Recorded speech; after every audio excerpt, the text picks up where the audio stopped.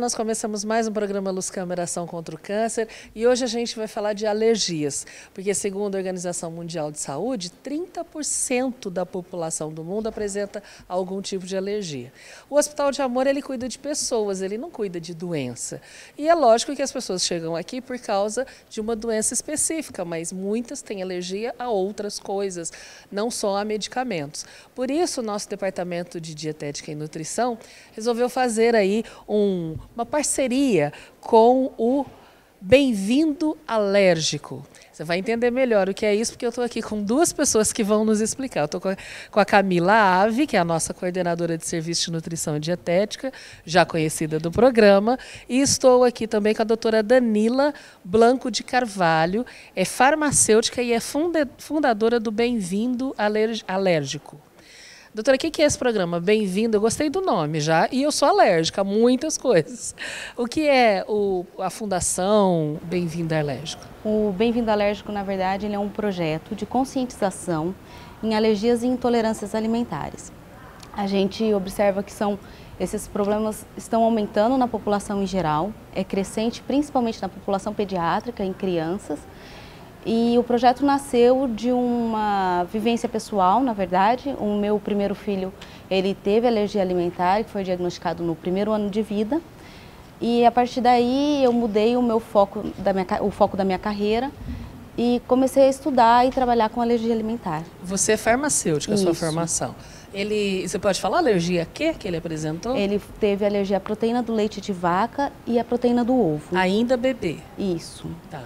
E aí você resolveu se dedicar a isso? Isso. Aí a gente descobre que é um mundo muito diferente do que a gente está acostumado. Então você se vê restrito em sair de casa, restrito em vivência social. Porque se a gente parar para pensar... As crianças não podem participar das festinhas? Não pode. A gente pensa que todos os encontros sociais, de alguma forma, têm um alimento, né? Como centro da ocasião. E quando a gente tem um alérgico, o contato com resquícios desse alimento pode ser uma reação muito grave. Então, por isso, você acaba se distanciando. E a nossa ideia é mudar um pouco isso, as pessoas conhecerem a alergia alimentar e os alérgicos poderem ter um convívio social normal. Né? Agora, Camila, como é que você conheceu o programa Bem-vindo Alérgico e por que é que resolveu fazer essa capacitação, essa parceria, né, aqui no hospital? A Danila entrou em contato, né, com o hospital, contando a história do Bem-vindo Alérgico e dizendo que vinha voluntariamente nos ajudar. Então, assim, num primeiro instante a gente já aceitou isso porque a alergia e a intolerância, ela é presente na nossa instituição e a gente sentia falta de ter informações sobre isso. Então, acho que foi uma parceria que casou muito bem e de forma que a gente conseguisse atender melhor os nossos pacientes. Agora, doutora, quando a gente vê o número crescente de prateleiras no supermercado com produtos sem lactose, sem glúten, sem ovo, sem proteína do ovo, enfim, a gente vê isso no mercado, na vida da gente, há muito comentário do tipo, antigamente não tinha isso. Por que é que hoje se sabe tanto mais sobre alergias e há 10, 20 anos atrás isso não era tão comum? Um fato real que os médicos perceberam é o aumento das alergias e das intolerâncias também. As causas disso ainda são muito pouco conhecidas. Sabe-se que principalmente intolerâncias acontecem com o decorrer da vida, até por conta de hábitos alimentares, problemas fisiológicos, isso vai acontecer. Já as alergias, elas podem acontecer em qualquer fase, né, da vida. Comum em crianças são as de leite, como ovo, trigo, soja, são as mais comuns em crianças. Então, um fato é que as alergias estão aumentando, porque de fato a gente não sabe. Agora, outra questão é que também existe algumas tendências, que muita gente chama de moda, eu prefiro não chamar moda, que as pessoas optam por não comer determinadas classes de alimentos, né? Então isso Como acontece. o caso do glúten. O glúten acontece com a lactose, mas a gente não pode levar isso como se todas as pessoas que falam, olha, eu não tomo leite, ele tem intolerância à lactose. Ele pode ter alergia à proteína, que é uma reação mais grave, que leva a risco de vida. O glúten é a mesma coisa, a pessoa pode ser celíaca, também tem um risco maior, né? Só que também pode ser uma opção dela. E o Bem-vindo acredita que essa opção também deve ser respeitada, né? Então, esse crescente número de prateleiras, eu acredito que seja pela demanda real, que existe no aumento disso na população, e também por essas opções de hábitos alimentares. Agora, doutora, qual que é a diferença entre intolerância e alergia? Porque na sua fala fica muito claro que são duas coisas distintas. E a gente faz questão de falar disso, né? A intolerância, ela é um problema normalmente fisiológico. Como assim? É um problema, por exemplo, a pessoa não tem uma enzima, que é uma molécula que digere o alimento, que é o caso da lactose. É a deficiência da galactase, da lactase, a gente pode falar assim. Ela não digere a lactose, que é o açúcar do leite, não é a proteína. E por conta disso, ela tem algumas reações de má digestão, a diarreia, reações com o alimento que tem a lactose. Só que essas pessoas, elas têm a opção de colocar essa enzima fora, em sachê, agora tem em cápsula, e conseguir comer o alimento normalmente. O alérgico, normalmente, ele é a proteína do alimento, né? No caso do leite, as proteínas do leite. O leite tem várias frações proteicas. E essa alergia, ela leva uma resposta imunológica. O que é isso? São as nossas células de defesa que respondem contra o alimento. É como se o alimento elas fosse podem um inimigo. responder de maneiras diferentes, Muito né? diferentes. Tem gente que empipoca, tem gente que para de respirar. Exatamente.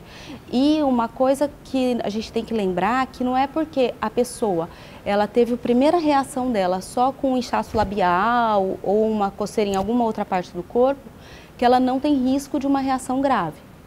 Então, quando percebe-se que tem uma reação alérgica ao alimento, a gente tem que procurar um médico especialista, fazer uma avaliação muito criteriosa para seguir a dieta e os passos do tratamento da alergia, que muitas vezes não vai ter cura, mas ele tem um acompanhamento. Agora, Camila, quantas refeições o hospital serve por dia? São 7.000 refeições. Como é que num universo de 7.000 refeições, você tem o desafio de ter algumas pessoas alérgicas? Como é que você lida com isso? A gente conta com a ajuda da equipe médica, de enfermagem e das nutricionistas clínicas, né, porque elas fazem a identificação, o diagnóstico desse paciente e aí chega para a gente na cozinha bem especificado que esse paciente tem uma intolerância ou uma alergia. Uma vez que esse pedido, né, que esse senso de dieta chega até a gente tem todo o cuidado de ofertar apenas o que ele pode consumir. E não é apenas o alimento em si, é também os utensílios que lidaram com aquele alimento, Os né? utensílios, a forma de preparação. A Danila passou bastante informação para a gente do risco de contaminação cruzada, de como que a gente tem que trabalhar para ter a segurança, para eu poder falar que esse paciente pode ou não consumir esse determinado alimento. E eu acho que o bacana foi que toda a equipe de nutrição foi orientada. Então, o açougueiro, ele sabe agora a forma correta dele manipular a carne, o cozinheiro de fazer, o copeiro de ter o cuidado da montagem da dieta e da forma de entregar. Então, foi bem bacana. É um treinamento muito mãos na massa mesmo. Sim, a gente fez uma parte teórica e ela entrou na cozinha e fez toda uma observação do nosso fluxo para ver o que a gente conseguia melhorar, o que podia ser modificado para a gente ter a segurança de que o alimento está indo corretamente para o paciente. E quer dizer, num universo de 7.000 refeições, a gente consegue dar esse tom que o hospital dá a todos os departamentos, que é tratar cada pessoa individualmente. Agora, o que é que, doutora, te trouxe até o Hospital de Amor? Porque a Camila já disse que foi uma oferta sua, foi uma procura sua. O que é que te trouxe e por que o Hospital de Amor? Eu falo que eu vim para o hospital, foi uma coisa divina, né? Cada um na sua crença. Mas, na verdade, eu estava montando o projeto e eu entrei em contato com alguns amigos e um primo meu que trabalha aqui no hospital para perguntar da demanda do hospital. E ele falou, olha, Danila, eu não sei, mas eu vou te passar um contato de uma nutricionista amiga minha, você conversa com ela.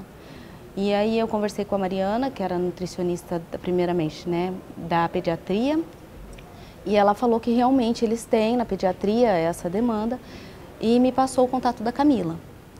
E o hospital, para a gente, sempre é uma referência, né? Um hospital que a gente sabe que não teria nome melhor que não Hospital de Amor, porque realmente aqui a gente vê isso, as pessoas se sentem acolhidas desde o primeiro momento. Então eu já tinha uma admiração pela instituição muito antiga, né? Eu cresci ouvindo falar do hospital. E aí Deus foi caminhando e a gente conseguiu fazer esse trabalho que realmente para mim foi muito satisfatório. E agora com o treinamento já iniciado, você já conhece a equipe, visitou em loco, como a Camila contou. O que mudou em relação à visão que você tinha da instituição? Primeiro, assim, cresceu muito, né? Muito maior do que eu conhecia antes. E maravilhosamente bem estruturado, com essas questões. A Camila me mostrava, a primeira vez que eu vim fazer a visita, o respeito, a individualização das pessoas, e isso fez o bem-vindo mais feliz ainda, porque o alérgico ele é individualizado. Então a gente tem a certeza que aqui no hospital isso vai ser respeitado e ele vai ser acolhido também, né? Como um alérgico, né? Como um paciente que ele tem que ter uma atenção diferenciada. Para o bem-vindo foi uma grande experiência. Foi maravilhoso. Para o hospital também, Camila? Foi Certamente, muito boa. Né? Mas seja bem-vinda sempre ao nosso hospital. Adorei esse nome, Bem-vindo Alérgico. Nós alérgicos agradecemos. O Hospital de Amor tem esse nome porque veio de fora para dentro. Não foi o hospital que resolveu mudar de nome. Foram as pessoas ao redor que resolveram chamar o hospital assim. Ele só assumiu o nome que lhe deram. E são esses detalhes que fazem, na prática, ele continuar exercendo esse amor individualmente por cada paciente. Porque aqui as pessoas não são pacientes, são pessoas em tratamento. Quer saber mais? Está acreditando em mim? Então, confira o nosso site, hospitaldeamor.com.br. Lá tem muitas outras histórias para você. A gente se vê na próxima.